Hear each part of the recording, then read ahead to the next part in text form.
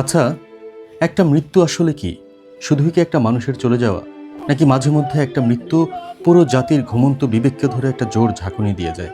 5 আগস্টের পর আমরা অনেকেই হয়তো ভেবেছিলাম, যাক, রক্তের অধ্যায় মনে হয় শেষ হলো। আমরা একটা নতুন সকালে পা দিলাম। কিন্তু বাস্তবতাটা আসলে কি জানেন? ইতিহাস কিন্তু অন্য কথা বলে। ইতিহাস বলে বিপ্লব আনা যত কঠিন, সেটা রক্ষা করতে তার চেয়েও বেশি স্যাক্রিফাইস করতে হয়। আর সেই স্যাক্রিফাইসের খাতায় এবার যুক্ত হলো নতুন একটা নাম, শরীফ ওসমান হাদী। ওনার একটা কথা খুব ভাইরাল হয়েছিল, মনে আছে? উনি বলতেন, হারাম খেয়ে উনি এতটা মোটাসোটা হননি যে ওনার জন্য স্পেশাল কফিনের ব্যবস্থা করতে হবে। সিম্পল কথা, কিন্তু গভীরতাটা খেয়াল করেছেন? উনি চেয়েছিলেন খুব সাধারণ একটা কফিনে হালাল রক্ত নিয়ে হাসি মুখে ওপারে যেতে। ভাগ্যের কি নির্মম পরিহাস দেখুন, ওনার সেই স্বপ্নটাই আজ সত্যি হলো। কিন্তু এই যে স্বপ্ন পূরণ হলো, এর পেছনের গল্পটা কিন্তু মোটেও সুখকর নয়। এর পেছনে আছে এক ভয়াবহ বিশ্বাসঘাতকতা আর ভিনদেশি আধিপত্যবাদের একটা মাস্টার প্ল্যান। গত বছরের 5 আগস্টের পর যারা ভেবেছিলেন দেশ পুরোপুরি স্বাধীন হয়ে গেছে, তাদের জন্য হাদী ভাইয়ের এই মৃত্যুটা একটা বিশাল বড় ওয়ার্নিং বেল। দেশের ম্যাপের দিকে তাকালে এখন আর শুধু ভূখণ্ড দেখা যায় না, দেখা যায় অস্থিরতা আর আতঙ্কের একটা কালো ছায়া। সোজা কথায় বললে, যারা এই দেশের সার্বভৌমত্ব নিয়ে কথা বলবে, যারা জনগণের অধিকার নিয়ে আপোষ করবে না, তাদেরকেই এখন টার্গেট করা হচ্ছে। বিশেষ করে ভারতের একপাক্ষিক নীতি বা দাদাগিরির বিরুদ্ধে যারা রাজপথে বা কলমে অ্যাক্টিভ, তাদের নাম এখন একটা স্পেশাল লিস্টে উঠে গেছে। সিকিউরিটি এজেন্সিগুলোর টেবিলে এখন এমন কিছু ফাইল জমা পড়েছে যা দেখলে আপনার আমার মতো সাধারণ মানুষের গায়ের লোম দাঁড়িয়ে যাবে। একটা সুদূরপ্রসারী কিলিং মিশন বা নীল নকশা বাস্তবায়নের ইঙ্গিত পাওয়া যাচ্ছে। আর সেই ব্লুপ্রিন্টের প্রথম বলি হলেন আমাদের ভাই, আমাদের যোদ্ধা শরীফ ওসমান হাদী। আসুন একটু ফ্ল্যাশব্যাকে যাই। দিনটা ছিল 12 ডিসেম্বর 2025। নির্বাচনী প্রচারণা চলছিল ঢাকা 8 আসনে। হাদী ভাই প্ল্যান করেছিলেন 2026 সালের ফেব্রুয়ারির নির্বাচনে বিজয়নগর এলাকা থেকে এমপি হিসেবে দাঁড়াবেন। ওনার স্বপ্ন ছিল খুব সিম্পল, সংসদে দাঁড়িয়ে দেশের কথা বলা, আপনার আমার কথা বলা। কিন্তু দুপুরের তপ্ত রোদে পুরানো পল্টনে হঠাৎ করেই নেমে এলো অন্ধকার। প্রকাশ্য দিবালোকে শত শত মানুষের ভিড়ে সাবেক ছাত্রলীগ নেতা ফয়সাল করিম মাসুদ গুলি চালায় হাদী ভাইকে। লক্ষ্য ছিল একদম অব্যর্থ, গুলি সরাসরি হাদীর মাথা ভেদ করে চলে যায়। লুটিয়ে পড়েন বিপ্লবের এই ফ্রন্টলাইনার। এরপর শুরু হয় বাঁচার লড়াই। প্রথমে ঢাকা মেডিকেল, তারপর এভারকেয়ার হাসপাতালের আইসিইউ। জীবন মৃত্যুর সেই সন্ধিক্ষণে দাঁড়িয়ে তাকে নিয়ে যাওয়া হলো সিঙ্গাপুর জেনারেল হাসপাতালে। টানা 1 সপ্তাহ যমদূতের সাথে পাঞ্জা লড়েছেন তিনি। আমরা সবাই আশায় ছিলাম, হাদী ফিরে আসবে, হয়তো তিনি ফিরে আসবেন। কিন্তু 19 ডিসেম্বর বৃহস্পতিবার রাত 9:45টায় সব শেষ হয়ে গেল। সিঙ্গাপুরের ডাক্তাররা হাল ছেড়ে দিলেন। জুলাই বিপ্লব হারালো তার অন্যতম শ্রেষ্ঠ সন্তানকে। এখন প্রশ্ন হলো, কেন এই হত্যা? এটা কি শুধুই কোনো পলিটিক্যাল কিলিং, নাকি এর পেছনে আছে গভীর কোনো ইন্টারন্যাশনাল গেম? ইকুয়েশনটা কিন্তু অত সহজ না। হাদীর উপর এই হামলা কোনো বিচ্ছিন্ন ঘটনা নয়। সিকিউরিটি অ্যানালিস্টরা বলছেন এটা জাস্ট একটা চেইন রিয়াকশনের শুরু। হাদীর রক্ত ঝরার মধ্য দিয়ে একটা ভয়ানক আশঙ্কার কথা এখন ওপেন সিক্রেট হয়ে গেছে। সেটা হলো, যারা দিল্লির প্রভাবমুক্ত একটা স্বাধীন পররাষ্ট্রনীতির কথা বলবে, তারাই এখন একটা হিট লিস্টের টার্গেট। বিশ্বাস হচ্ছে না? গোয়েন্দা সংস্থা আর ছাত্র জনতার বিপ্লবের পক্ষের শক্তিগুলো মিলে একটা তালিকা তৈরি করেছে। শুনলে অবাক হবেন, সেই তালিকায় প্রায় 50 জন ভিআইপির নাম আছে, যাদের লাইফ এখন হাই রিস্কে। কারা আছেন এই তালিকায়? লিস্টের একদম টপে আছেন বিএনপির ভারপ্রাপ্ত চেয়ারম্যান তারেক রহমান। কেন? কারণ গত 1.5 দশক ধরে তিনি আধিপত্যবাদের বিরুদ্ধে একটা শক্ত দেয়াল হয়ে দাঁড়িয়েছেন। এরপর আছেন জামায়াতের আমির ডক্টর শফিকুর রহমান। ফেসিবাদের পতনের পর স্বাধীন পররাষ্ট্রনীতির পক্ষে উনি যেভাবে কথা বলছেন, সেটা যে ভারতীয় এস্টাবলিশমেন্টের চোখের বালি হবে, এটা স্বাভাবিক। এই তালিকায় আরও আছেন আমার দেশ সম্পাদক মাহমুদুর রহমান। ভারতীয় আধিপত্যবাদের বিরুদ্ধে ওনার লড়াইটা তো নতুন না। ওনাকে হাই রিস্ক ক্যাটাগরিতে রেখে স্পেশাল সিকিউরিটি দেওয়ার কথাও বলা হয়েছে। কিন্তু ভয়ের ব্যাপার হলো, লিস্টটা শুধু বড় নেতাদের মধ্যেই সীমাবদ্ধ নেই। বর্তমান সরকারের উপদেষ্টা নাহিদ ইসলাম, আসিফ মাহমুদ, সজীব ভুইয়া, যারা আমাদের ছাত্র আন্দোলনের আইকন, তারাও নিরাপদ নন। লিস্টে আরও আছেন এবি পার্টির মুজিবুর রহমান মঞ্জু, ব্যারিস্টার ফুয়াদ, গণ অধিকার পরিষদের নুরুল হক নূর, রাশেদ খান, এনসিপির আক্তার হোসেন, আরিফুল ইসলাম আদিব, ছাত্র আন্দোলনের ফেস হাসনাত আবদুল্লাহ, সার্জিস আলম, ডাকসু ভিপি সাদিক কায়েম, এমনকি জুলাই 24-এর ইকরামুল হাসান ফাহিম ফরাজি, হেফাজতের মামুনুল হক বা চরমনাই পীর সাহেব, কেউই বাদ যাননি। মানে প্যাটার্নটা খেয়াল করেছেন?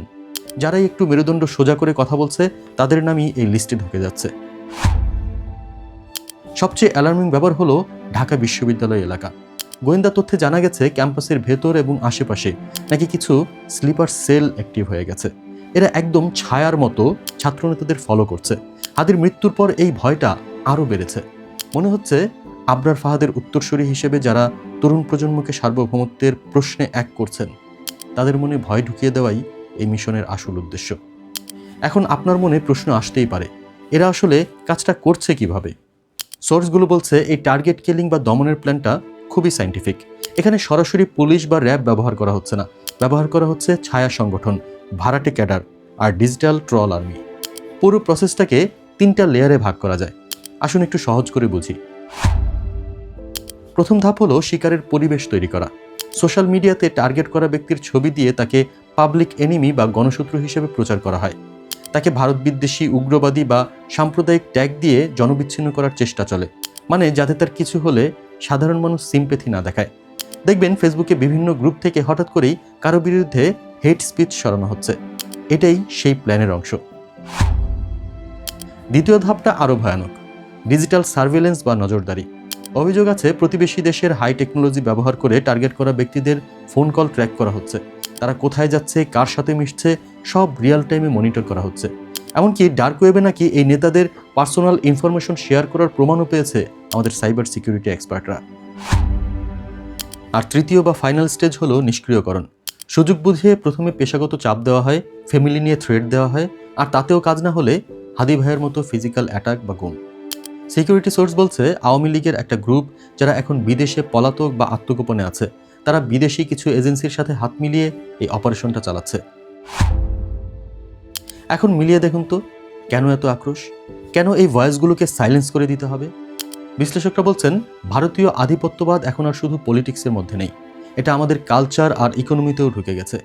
চিন্তা করুন, তিস্তা চুক্তি হচ্ছে না, সীমান্তে পাখির মতো মানুষ মারা হচ্ছে, বাণিজ্যে বিশাল ঘাটতি। এসব নিয়ে যখন কেউ লজিক্যাল প্রশ্ন তোলে, তখনই সে একটা শক্তিশালী স্বার্থগোষ্ঠীর চোখের বালি হয়ে যায়। বিশেষ করে অন্তর্বর্তীকালীন সরকারের প্রধান ডক্টর মোহাম্মদ ইউনূস যখন ভারতীয় আধিপত্যবাদের বিরুদ্ধে একটা শক্ত স্ট্যান্স নিলেন, যখন বুঝিয়ে দিলেন যে শেখ হাসিনার আমলের মতো বাংলাদেশ আর চলবে না, যখন তিনি 7 সিস্টারের কথা বললেন, তখনই মূলত এই অস্থিরতা তৈরির ব্লুপ্রিন্টটা ফাইনাল করা হয়। আমাদের সিকিউরিটি ফোর্সের হাই অফিসিয়ালরাও এখন একমত যে ভারতের সাথে সম্পর্ক হতে হবে সমমর্যাদার। কিন্তু যখনই আমরা ন্যায্য পাওনা চাই, ওপাশ থেকে ভারত বিদ্বেষ ট্যাগ দিয়ে মুখ বন্ধ করার চেষ্টা করা হয়। তার মানে ব্যাপারটা ক্লিয়ার, প্রতিবেশী রাষ্ট্র একটা বিপজ্জনক পথে হাঁটছে। তারেক রহমান, মাহমুদুর রহমান বা হাদিরা যখন কথা বলেন, তখন সেটা দিল্লির সেই পুরনো স্বপ্ন, বাংলাদেশকে একটা পাপেট স্টেট বা আজ্ঞাবহ রাষ্ট্র বানিয়ে রাখার প্ল্যানকে চূর্ণ করে দেয়। তাই এই কণ্ঠগুলো থামিয়ে দেওয়া তাদের জন্য জরুরি হয়ে পড়েছে। হাদি ভাই চলে গেছেন, কিন্তু যাওয়ার আগে তিনি যে মশালটা জ্বালিয়ে দিয়ে গেছেন, সেটা নেভানো কি এত সহজ? শিমুল বাড়ি ওনাকে নিয়ে একটা অসাধারণ কবিতা লিখেছেন। লাইনগুলো শুনলে গায়ে কাটা দেয়। আপনি যে বিশালত্ব, তা বুঝে উঠতে বহু বছর লাগবে এই ভূখণ্ডের মানুষের। হাদি আসলে হয়ে উঠেছিলেন আগুন হয়ে, বিবেক হয়ে। ক্ষমতা হয়তো টাকা দিয়ে কেনা যায়, কিন্তু হাদিদের আত্মা, সেটা ডলার বা রুপিতে বিক্রি হয় না। হাদি ছিলেন সেই মেরুদণ্ড যা ক্ষমতার লোভে নুয়ে পড়ে না। উনি জানতেন ওনাকে মেরে ফেলা হতে পারে, তাই তো উনি বলে গিয়েছিলেন ওনার পুরো অ্যাক্টিভিজমটাই ছিল আমাদের সার্বভৌমত্বের শত্রুদের চিনিয়ে দেওয়া। সালেম সুলিরিও তার কবিতায় লিখেছেন, ফিরবে না সে গলা, আবৃত্তি আর কবিতাতে বিদ্রোহী স্বর, ছাত্র তরুণ প্রতিবাদী সবাই হাদি হব।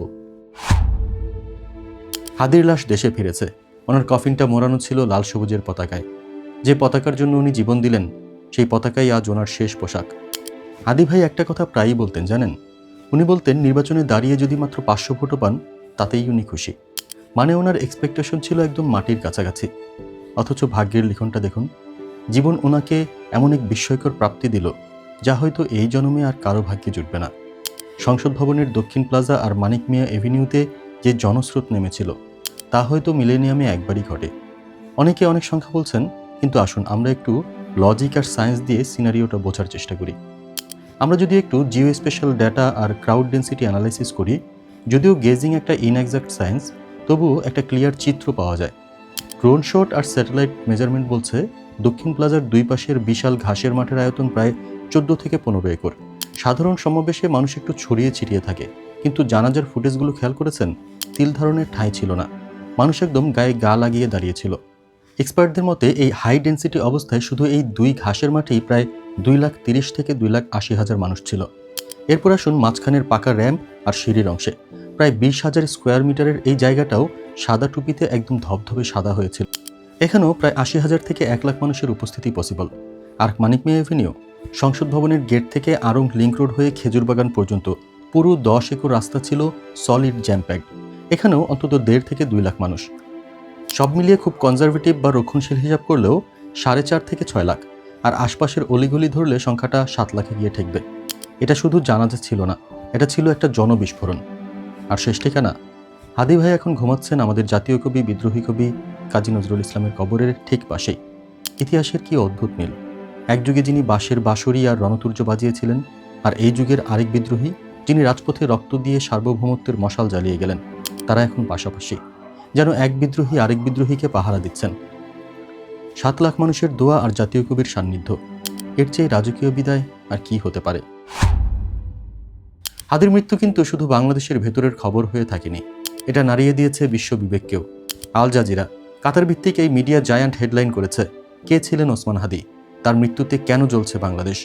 তাদের রিপোর্টে উঠে এসেছে হাদীর ভারত বিরোধী অবস্থানের কথা এবং সাধারণ মানুষের ক্ষোভের চিত্র। আল জাজিরার সাংবাদিক তানভীর চৌধুরী ক্লিয়ারলি বলেছেন, বাংলাদেশের মানুষের মধ্যে ভারত বিদ্বেষী সেন্টিমেন্ট এখন তুঙ্গে। বাদ যায়নি জাতিসংঘ। মানবাধিকার কমিশনার ফলকার তুর্ক এই হত্যাকাণ্ডে গভীর উদ্বেগ প্রকাশ করেছেন। তিনি সোজাসাপটা বলে দিয়েছেন, বাংলাদেশ সরকারকে দ্রুত, নিরপেক্ষ এবং স্বচ্ছ তদন্ত করতে হবে। আগামী নির্বাচনের আগে গুরুত্বপূর্ণ ব্যক্তিদের নিরাপত্তা নিশ্চিত করার কথাও তিনি মনে করিয়ে দিয়েছেন। একই সুরে শোক জানিয়েছে যুক্তরাষ্ট্র, যুক্তরাজ্য, কানাডা এবং ইউরোপীয় ইউনিয়ন। তারা সবাই হাদীর পরিবারের প্রতি সমবেদনা তো জানিয়েছেই, পাশাপাশি স্বচ্ছ বিচারের দাবিও তুলেছে। এই যে আন্তর্জাতিক কমিউনিটি এত স্ট্রংলি রিয়্যাক্ট করছে, এটা প্রমাণ করে হাদী কোনো সাধারণ নেতা ছিলেন না, তিনি ছিলেন আগামী বাংলাদেশের এক উদীয়মান কণ্ঠস্বর। হাদীর মৃত্যুর পর স্বাভাবিকভাবেই সারা দেশ এখন ফুঁসছে। জাহাঙ্গীরনগর বিশ্ববিদ্যালয়ের ছাত্রশক্তির সভাপতি জিয়াউদ্দিন আয়ন তো ওপেনলি বলে দিয়েছেন, ভারতীয় মদদেই ওসমান হাদীকে হত্যা করা হয়েছে। তিনি আলটিমেটাম দিয়েছেন, আগামী 48 ঘন্টার মধ্যে যদি ভারতে পালিয়ে থাকা সন্ত্রাসীকে ধরে আনা না হয়, তবে ভারতীয় হাইকমিশনারের সাথে সব সম্পর্ক ছিন্ন করতে হবে।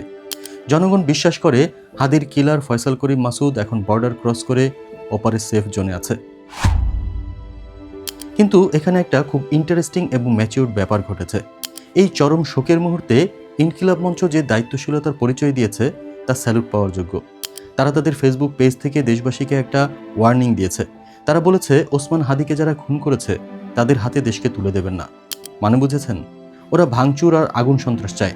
ওরা চায় আমরা ভায়োলেন্ট হই, যাতে বাংলাদেশকে একটা অকার্যকর রাষ্ট্র বা জঙ্গি রাষ্ট্র হিসেবে বিশ্বের কাছে প্রমাণ করা যায়।